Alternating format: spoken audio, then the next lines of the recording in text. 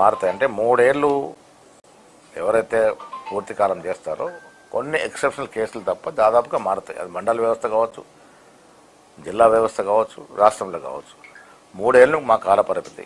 3 ఏళ్ల తర్వాత పనితీరుని బట్టి కంటిన్యూ చేయాలంటే కొన్ని కేసులను కంటిన్యూ అవుతారు. కానీ మెజారిటీ డీసీ మాత్రం మారుతాయి. చూద్దాం, మీ రిపోర్ట్ వచ్చిన తర్వాత అబ్జర్వర్లు వస్తున్నారు. ఆ రిపోర్ట్ ఇచ్చిన తర్వాత మోహన్ రెడ్డి పనితీరుని బట్టి ఉంచాలా లేదా అనేది ఆ రిపోర్ట్ మీద ఆధారపడి ఉంటుంది.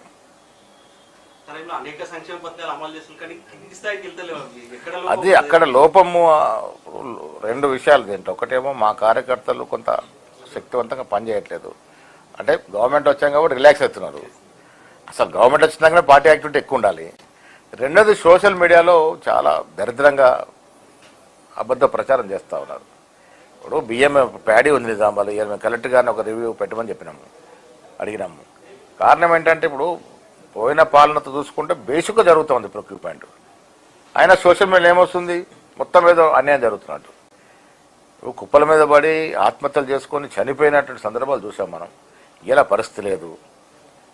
రైతు బంధు ఇస్తున్నాం, సన్నాలకి బోనస్ ఇచ్చినాం, సన్న బియ్యాన్ని ఎంకరేజ్ చేసినాం. బోనస్ వల్ల కదా ఇవ్వాలి. యావత్ దేశంలో హైయెస్ట్ ప్యాడీ పండింది అంటే మన దేశం, మన రాష్ట్రంలో. అది గొప్పతనం. కారణం ఏంటంటే మన ఎంకరేజ్మెంట్, రైతులకు మనకి ఇచ్చిన ఎంకరేజ్మెంట్ వల్ల అంత పంట పండగలిగినాం. సో ఇలా ఇండియా టాప్ ఉంది, నంబర్ 1 ఉంది యావత్ దేశంలో ప్యాడీ పండించడం కానీ ప్రొక్యూర్మెంట్లో కానీ. ఎవరికి నష్టం కాకుండా ప్రొక్యూర్మెంట్ చేస్తున్నాం. కొద్దిగా ఇన్కమ్ ఉందని అందరూ సజావుగా రైతుల కష్టాలు తీర్చాలనేది మా ఉద్దేశం. ఇంకా అంటే పదులు ఎలా నా ప్రెస్లో ఉన్నా చేస్తే ఇప్పుడే. Thank you very much.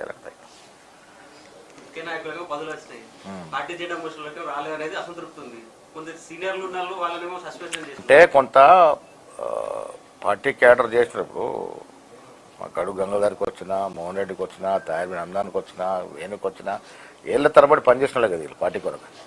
ఏళ్ల తరబడి వాళ్ళని పార్టీ ఫస్ట్ ఇప్పుడు ఇంతకుముందు ఎప్పుడు జరగలే.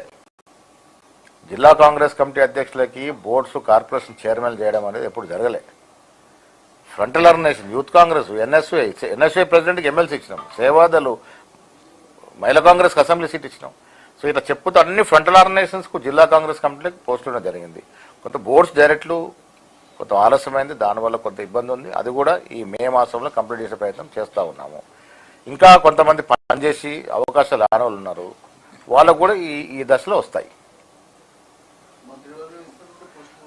మంత్రివర్గ విషయంలో పోస్ట్పోన్ అయింది నేను అనుకుంటా. మరి మే ఇంకో జూన్లో హైకమాండ్ నిర్ణయం తీసుకుంటే ఆశిస్తూ ఉన్నాం.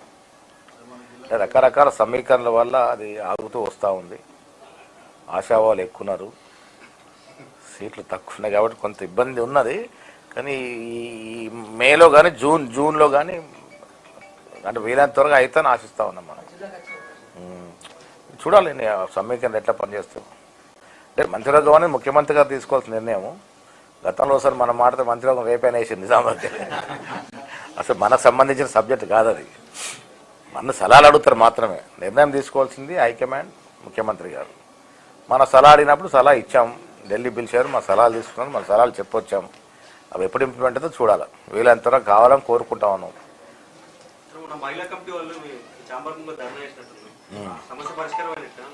చేస్తూనే ఉంటారు, ఇప్పుడు సమస్య చేస్తూ ఉంటారు.